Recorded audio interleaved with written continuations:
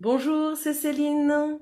Je suis magnétiseuse énergéticienne, maître Reiki. Alors aujourd'hui, je poursuis donc les vidéos sur les accords Toltec. Effectivement, j'avais donc commencé avec le premier accord Toltec, qui est que votre parole soit impeccable. Et puis donc j'ai poursuivi avec le deuxième, qui est quoi qu'il arrive, n'en faites pas une affaire personnelle. Et donc aujourd'hui, nous allons poursuivre avec ne faites pas de suppositions. Je vous invite donc à vous abonner à ma chaîne YouTube, donc Céline Magnétiseuse énergéticienne, sans oublier d'activer la cloche afin de recevoir toutes les autres vidéos, que ce soit dans le développement personnel, dans l'éveil de soi, mais aussi donc dans le magnétisme ou même le Reiki. Je vous invite aussi à vous abonner à ma page Facebook, Céline Magnétiseuse Maître Reiki, où là donc vous aurez toutes mes aspirations, tous mes ateliers, mes futurs ateliers, mais aussi donc les images des ateliers d'éveil de soi, de formation en magnétisme, des stages en Reiki, et puis donc plein d'autres informations.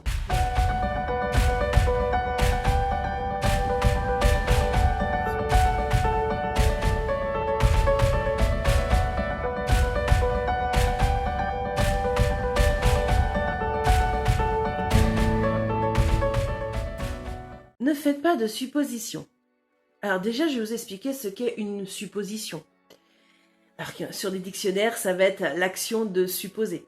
Ça amène vraiment loin. En fait, une supposition, c'est ce qu'on appelle aussi une substitution, souvent donc frauduleuse, voire erronée. C'est ni plus ni moins donc une hypothèse. Voilà. Donc il faut savoir que dans notre vie, on suppose surtout. Voilà, l'être humain est fait comme ça. Et des fois, on suppose tellement qu'on croit que la supposition est vraie. Et c'est en fait un peu la base, cette supposition, donc du premier et du deuxième accord Toltec, puisqu'effectivement, sans supposition, finalement, on ne jugerait pas. Et si donc on juge, on pourrait avoir des paroles qui ne sont pas impeccables. Et donc, quand on a des paroles qui ne sont pas impeccables, quelquefois, on peut en faire donc une affaire personnelle quand on reçoit finalement donc ces paroles qui ne sont pas impeccables. Ces suppositions, il faut comprendre que ce sont vraiment un véritable poison émotionnel dont j'ai pu déjà parler lors des précédentes vidéos. Et avec les suppositions, ce qui se passe, c'est que cela va très très vite. Alors, il faut comprendre qu'il existe donc plusieurs suppositions. Donc la première supposition, c'est en particulier celle que l'on fait donc aux autres. C'est celle donc, je dirais, qui est la plus répandue. C'est par exemple une personne que vous connaissez et que vous croisez donc dans la rue et vous voyez que cette personne finalement ne vous regarde même pas ou alors vous a regardé furtivement et donc elle est, je dirais, passée devant vous sans vous parler, sans vous sourire, sans rien du tout. Alors souvent dans notre tête c'est qu'est-ce qu'elle est fière celle-là par exemple. Mais tout de suite, voilà, il va y avoir donc plusieurs choses qui vont venir, plusieurs suppositions du style oh bah voilà, elle me squeeze, qu'est-ce que j'ai fait donc pour qu'elle ne me parle pas, elle fait la tête, elle veut pas me parler, qu'est-ce que d'autres ont pu lui dire sur moi, voilà, il y a plein de choses qui peuvent venir. Donc ça c'est donc les suppositions qu'on peut faire donc sur les autres. Ensuite, donc quand on suppose que les autres ont la même vérité que nous, ça m'arrive très souvent avec mon mari, que j'adore et que j'aime, mais des fois on a des soucis parce que on dit une phrase du style voilà, on aime bien fabriquer donc des choses, voilà, on a fabriqué donc beaucoup de choses dans notre maison, on a fabriqué donc des choses dans le cabinet aussi, et c'est vrai que eh bien moi j'aime bien en fait quand il dessine ce qu'on a donc dans notre tête, parce que la majorité du temps quand on dit ouais je vois telle chose, l'autre le voit d'une manière différente. C'est-à-dire que voilà, il y a des fois j'étais dans le fait accompli, je dis ben c'était pas comme ça qu'il fallait le faire, et il me dit bah si c'est ce que je t'avais dit. Et en fait, non, c'est juste que, bon, ben, en plus, avec des esprits phylocognitifs tous les deux, ça fait que, l'arborescence a été très rapide et on avait des points de vue finalement totalement différents sur quelque chose qui était en fait qu'une seule phrase. Donc, on a fait nos propres suppositions. Et la troisième supposition, c'est celle que l'on fait sur nous-mêmes. Et ça, je l'entends beaucoup, beaucoup. Que ça soit au niveau donc familial, par rapport à des personnes qui ne se sentent pas capables de faire des choses, mais ça peut être aussi donc d'un point de vue des formations, des stages, quand on commence donc à travailler sur la clairaudience, la clairvoyance. Combien de personnes me disent « Ah bah moi je ne vois rien du tout ». Ça peut être ça, ou alors « Bah non, moi je suis pas capable ». Donc ça c'est vraiment la chose, et c'est quelque part de l'auto-sabotage, parce qu'on fait des suppositions. On se dit qu'on n'est pas capable, alors qu'en fait, il suffit d'essayer. Et quand on essaye, c'est là qu'on peut savoir si c'est quelque chose finalement qui ne nous convient pas, au lieu de dire que qu'on n'est pas capable. C'est tout simplement que bon, bah, si on essaye, ça ne nous convient pas, et donc bon, bah ok, on fait faire les choses par quelqu'un d'autre. Ou alors, c'est se dire « Ah bah ouais, finalement, j'y arrive, donc j'en suis capable ». Donc ça, c'est important donc, de comprendre ceci. Les suppositions peuvent être des gros blocages, et ça peut atteindre voilà, des émotions, ça peut atteindre des peurs. Donc c'est important d'aller vraiment au-delà de ces suppositions. Et c'est pour ça donc que je vais vous proposer donc des solutions par rapport à cet accord Toltec pour, je dirais, le plus possible, donc éviter de faire des suppositions. Même si c'est quelque chose qui est vraiment très très ancré dans l'humain, il faut comprendre que moins on fait de suppositions, et je peux vous assurer qu'il y a un lâcher-prise qui se fait, mais qui est important. J'avoue que depuis que j'ai mis donc les accords Toltec dans ma vie, c'est vraiment différent, c'est plus de lâcher prise. Pour les exercices pour les adultes, il y a quelque chose de très simple à faire. C'est de poser des questions. Poser des questions évite de faire des suppositions. Si je reprends l'exemple de tout à l'heure de la personne que l'on croise dans la rue et qui ne nous voit pas ou nous regarde et qui finalement donc file, et ben c'est tout simplement, si vraiment ça nous interpelle, c'est de l'appeler carrément en lui disant bah tiens, tout à l'heure je t'ai croisé dans la rue, et soit eh bien éventuellement elle va dire ah bah écoute, je t'ai pas vu, parce que tout simplement elle était dans ses pensées, et que ses pensées l'ont tellement prise que finalement elle vous a regardé sans vous voir. Soit éventuellement elle peut vous dire aussi bah oui effectivement je t'ai vu, mais je pouvais pas m'arrêter malheureusement parce que j'avais un rendez-vous. Ça peut être ça, voyez. Moi je fais aussi des suppositions. Mais de toute façon, on ne pourra pas savoir si on ne pose pas les questions. Voilà. Donc ça c'est la première chose donc à faire. Ensuite, moi j'aime bien dire, surtout donc aux ateliers d'éveil de soi, quand on est dans ce côté donc déjà du jugement aussi, et puis de supposition, c'est surtout la phrase magique que je leur dis, c'est « Est-ce que cela me regarde ?» Ben oui, effectivement, la vie d'autrui, bah, ça ne me regarde pas forcément. Si c'est parmi ma famille, effectivement, dans ces cas-là, bah, je pose des questions. Si ça ne fait pas partie de ma famille et que je vois donc une personne dans la rue qui fait donc un geste, eh bien, bah, ça ne me regarde pas. Il faut comprendre que le choix des autres, c'est leur choix. Et que, déjà, j'en ai parlé lors des autres vidéos, mais leur vérité n'est pas notre vérité. Et il faut l'accepter.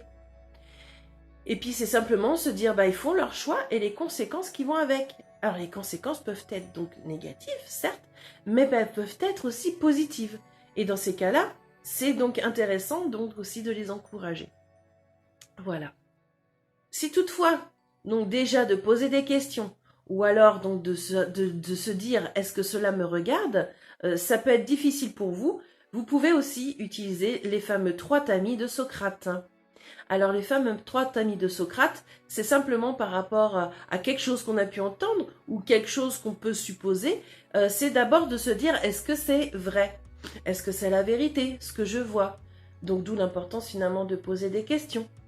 Et puis si donc vous trouvez ça donc vrai, ben, est-ce que c'est bon pour moi ou est-ce que c'est bon pour la personne?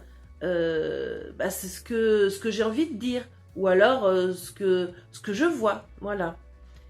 Et puis ben, si face à ça vous trouvez ça donc bon pour la personne, la seule chose donc, qui est importante à la fin, c'est est-ce que c'est utile?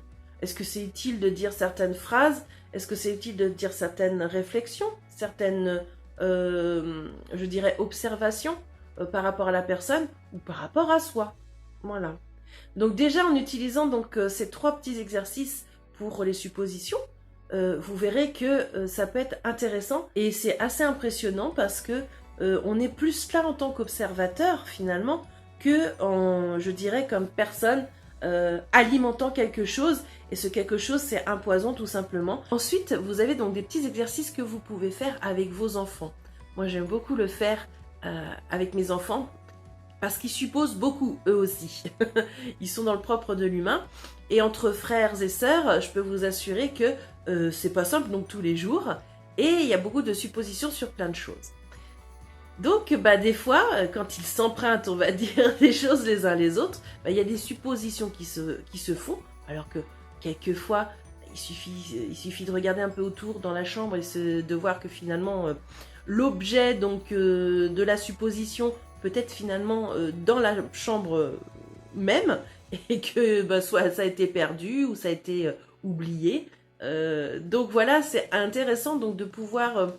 je dirais leur montrer qu'on peut faire autrement. Déjà, c'est le questionnement, toujours, hein, bien leur indiquer est-ce que tu as donc parlé donc, à telle personne donc, face à ce sujet. Mais c'est aussi donc leur apprendre les fameux 3 tamis aussi de Socrate. Je pense que pour tout, ces 3 tamis sont vraiment intéressantes.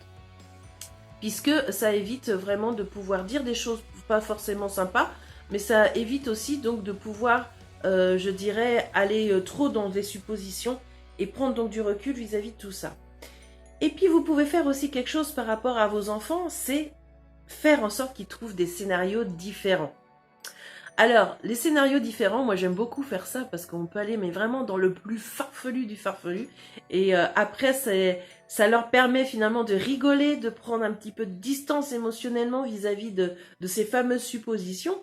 Et finalement, je trouve qu'ils ont plus d'entrain qu'ils,